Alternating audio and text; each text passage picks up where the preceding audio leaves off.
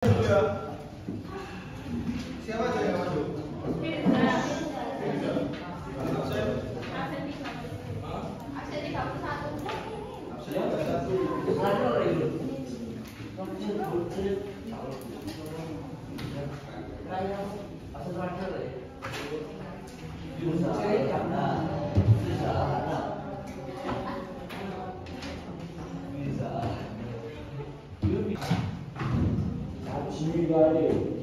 Kemarin yang saya sampai ke situ udah dikerjain semua. Yang mana aja? Halaman berapa guys? Orang ini saya. Ya jadi gini ya, nanti dikumpulkan pas habis ini dikumpulkan atau habis sholat dan dikumpulkan ke ruangan. Enggak sih, nanti aja habis jam 2 dikumpulkan. Yang asesmen 1 kemarin ya? Halaman 52. Iya. Halaman mana? 52. 52 kayak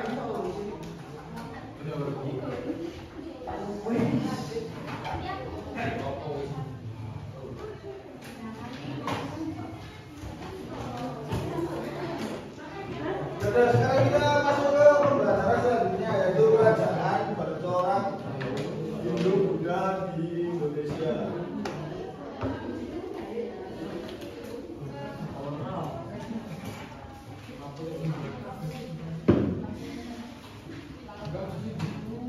Nah, ada yang tahu awal mula masuknya Hindu-Buddha di Indonesia atau apa? Perdagangan. Perdagangan ya. Agama Hindu-Buddha pada awalnya berkembang di India. Setelah itu barulah berbagai negara di dunia termasuk Indonesia. Masuknya Hindu-Buddha di Indonesia di Nusantara dimulai pada awal Masehi melalui jalur perdagangan. Karena hal ini dipengaruhi posisi Indonesia kan di jalur maritim ya, jalur pelayaran perdagangan yang di dunia.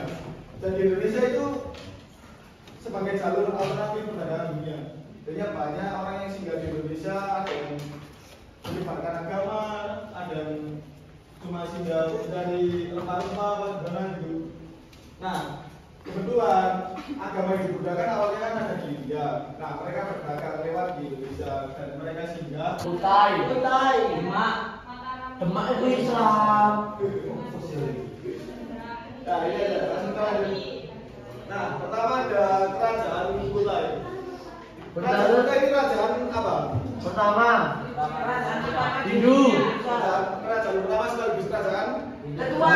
Nah, kerajaan ketua. Kerajaan Kutai merupakan kerajaan bercorak Hindu-Buddha pertama di Indonesia. Kerajaan Kutai diperkirakan berdiri pada 400 sampai 500 Masehi. Pusat kerajaan diperkirakan berada di sekitar Sungai Mahakam di Kalimantan Timur. Keberadaan kerajaan Kutai didirikan dengan penemuan 7 buah yupa berasal dari abad ke-5 Masehi. Bahasanya adalah bahasa Sanskerta. Raja pertama Kutai bernama Kudumbaya Melikana Aswawarman meneruskan kerajaan Kutai.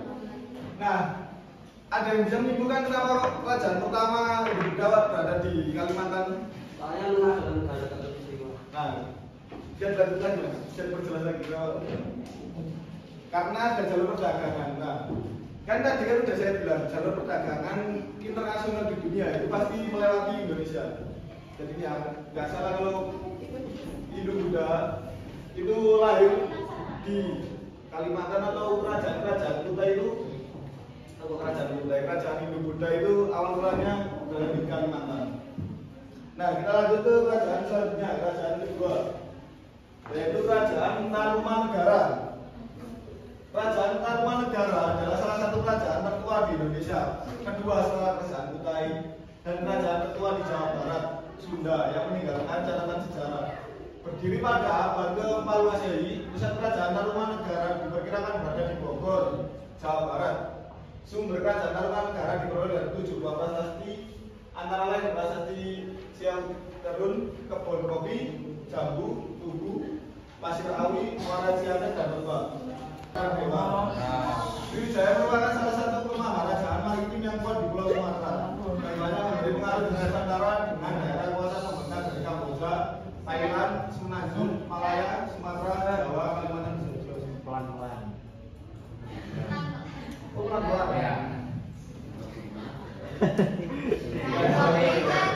Terlalu pebreng sir.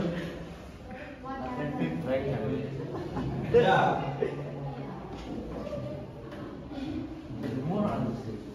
Langgar 70 langgar 70.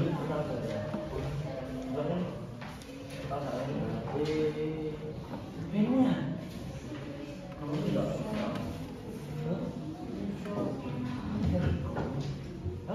Nah, apa yang kalian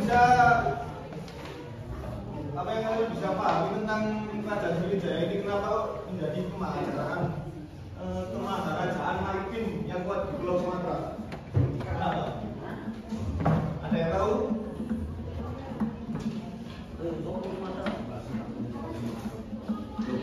Iya. Kenapa Sriwijaya menjadi kemaharajaan maritim di Pulau Sumatera? Nah, iya. Kan Sriwijaya kan unggul dalam perdagangan maritim, soalnya letaknya kan juga strategis ada di Pulau Sumatera. Nah, oleh karena itu kenapa Kerajaan Sriwijaya kok disebut kemaharajaan maritim pada saat masa Hindu Buddha. Nah, kita lanjut ke slide selanjutnya.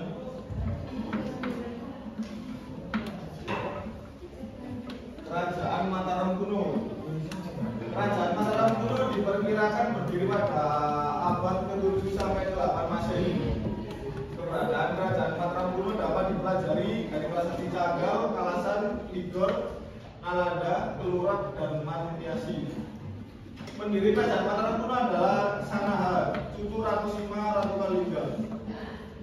Setelah pada perkembangan yang kerajaan ini diperintah oleh dua dinasti, yaitu dinasti Sanjaya beragama Hindu dan dinasti Syailendra beragama Buddha. Nah, Kerajaan Mataram kuno ini pertama kali ada dinastinya. Ada dua dinasti yang memerintah dalam satu kerajaan, yaitu dinasti Sanjaya dan dinasti Syailendra. Nah, dari dua dinasti tersebut mempunyai agama yang berbeda. Yang satu beragama Hindu dan yang satu beragama Buddha. Nah, nanti di slide selanjutnya ini Kerajaan Mataram kuno ini menyambung dengan kerajaan Pedang. Ya, Kerajaan Pedang. Kerajaan Pedang merupakan kerajaan lanjutan Kerajaan Mataram kuno yang dipegang oleh Mpu Sindok. Mpu Sindok di dinasti Isyana dan mendirikan Kerajaan Pedang. Informasi mengenai Kerajaan Pedang diperoleh dari prasasti Pucangan, prasasti Anjuk Ladang, dan Praga, Limus, Sirah Keping, Urara, Semangka, Silet, Silet, Turun Biang, serta Ganda Putih.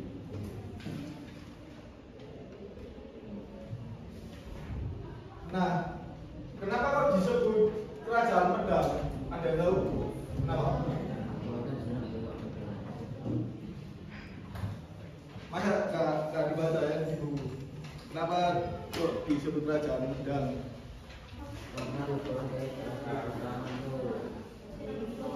Nah, Kerajaan Pedang ini kan lanjutan dari Kerajaan Mataram kuno.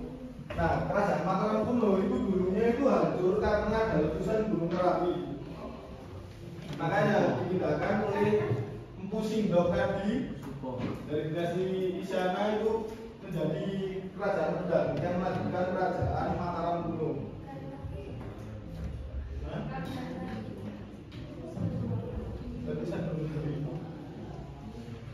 Nah, kita lanjut ke slide selanjutnya. Kerajaan Kediri.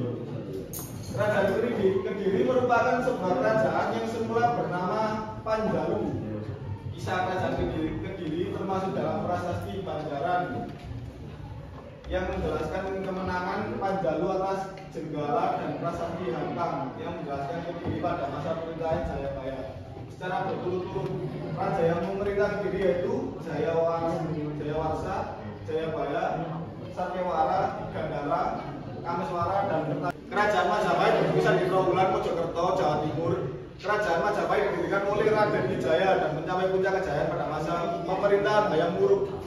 Hayam Wuruk menjadi raja dengan gelar Sri Rajasa Negara didampingi Gajah Mada sebagai pati. Kerajaan Majapahit berdiri dari sekitar tahun 1923 hingga 1500 Masehi.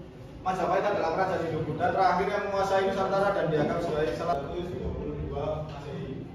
Ibu kota kerajaan Tunggal bernama Kutaraja. Letak kerajaan Singasari yang berada di sekitar Sungai Berantas mendukung kegiatan pertanian dan perdagangan. Pusat perdagangan dari Sungai.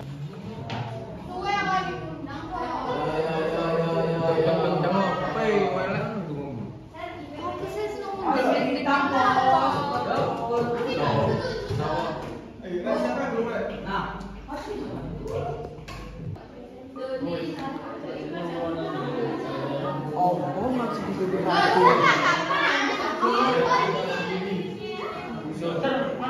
Ratu-ratu mah ngopo iki? Jadi kakek kok iki lho. Majapahit. Enggak, Ci.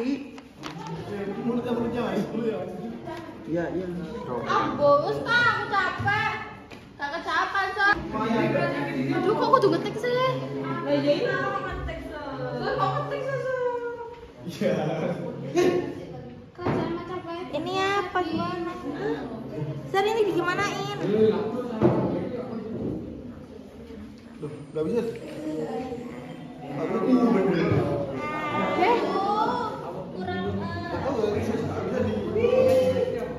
Majapahit itu dari direk. Mojokerto. Enggak, ini lo. Oh iya. Oke, antum itu.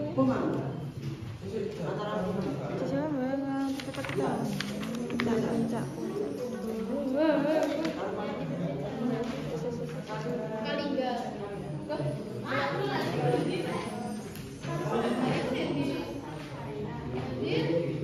Lanjutan. Ini kurang sih Cina huruf ini.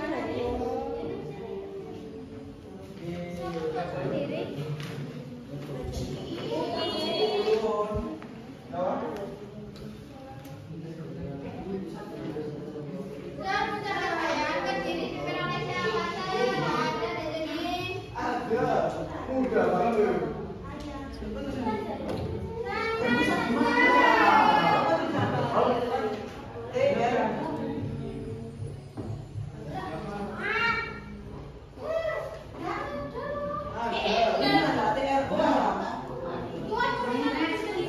Saya jalan lagi jaga.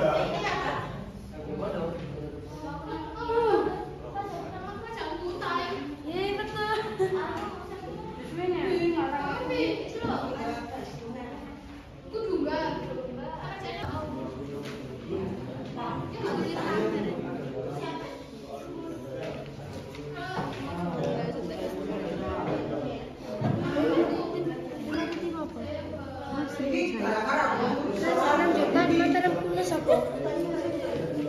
Alah.